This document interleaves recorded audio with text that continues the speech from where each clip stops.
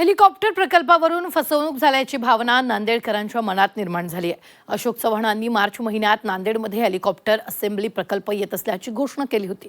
उद्योग मंत्री उदय सामंत यांनी मात्र असा कोणताही प्रकल्प नांदेडमध्ये होत नसल्याचं सांगून नांदेडकरांच्या स्वप्नरंजनाच्या फुग्याला टाचणी लावली आहे। पाहूया।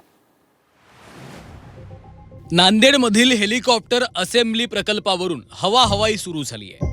मार्च महिन्यात माजी मुख्यमंत्री अशोक चव्हाणांनी नांदेडमध्ये 4250 कोटींचा हेलिकॉप्टर असेंब्ली प्रकल्प येत असल्याची घोषणा केली। हेलिकॉप्टर जुळणी प्रकल्प आणल्यानं त्यांनी स्वतःची पाठही थोपटून घेतली।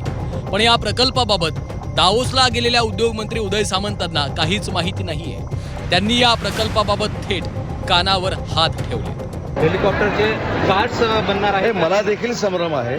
मला आता नांदेडमध्ये आल्यानंतर कळलं की हेलिकॉप्टरचे पार्ट इथे बनवले जाणार आहे। मला आता हेमंत पाटील साहेब म्हणाले की तुम्ही काय आता हेलिकॉप्टर बनवता का MIDC मार्फत। तर आतापर्यंत नांदेडचं विमानतळ हे MIDC कडे हे मला माहित होतं, परंतु आम्ही ते वापरायला आता महाराष्ट्र विमान प्राधिकरणाकडे दिलेलं आहे। परंतु हेलिकॉप्टरचा कारखाना कधी येणार आहे, कसा येणार आहे याची मी पूर्ण माहिती घेईन आणि पुढच्या वेळी नांदेडला ज्यावेळी येईल ते त्याचं स्पष्टीकरण करेन। माजी मुख्यमंत्री अशोक चव्हाणांनी केलेली घोषणा फसवी होती का असा सवाल खासदार रवींद्र चव्हाण यांनी केला आहे। एक जबाबदार माजी मुख्यमंत्री या ठिकाणी प्लांट मंजूर झाल्याचं सोशल मीडियाच्या माध्यमातून त्यांनी मुख्यमंत्र्याचे आभारही व्यक्त केले आणि काल स्वतः उद्योग मंत्री या ठिकाणी येऊन तो प्लांट होणार का नाही होणार याच्याबद्दल सशंकता व्यक्त त्या ठिकाणी त्यांनी केलेली आहे।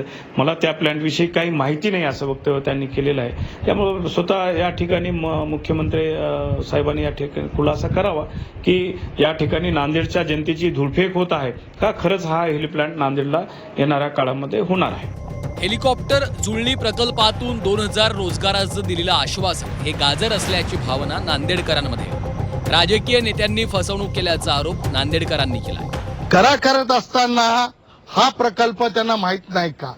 मला असं वाटते सत्ताधारी नांदेडच्या जनतेच्या डोळ्यात धूळ फेकण्याचं काम करत आहेत। एकीकडे अशोकराव चव्हाण म्हणतात की मी हेलिकॉप्टर कारखाना नांदेडसाठी आणलो आणि दुसरीकडे उद्योग मंत्री म्हणतात की हेलिकॉप्टर कारखाना नांदेडमध्ये मंजूर झाले हेच मला माहित नाही। याच्यापेक्षा दुर्दैव हे नांदेड जिल्ह्याचं नाही। हेलिकॉप्टर प्रकल्पाच्या निमित्तानं नांदेडकर अक्षरशः विकासाची दिवा स्वप्न पाहू लागली होती। पण उदय सामंतांनी हेलिकॉप्टर प्रकल्पाबाबत अनभिज्ञता दाखवून हवेत गेलेल्या नांदेडकरांना जमिनीवर आणलं। सतीश मोहिते, झी 24 तास, नांदेड।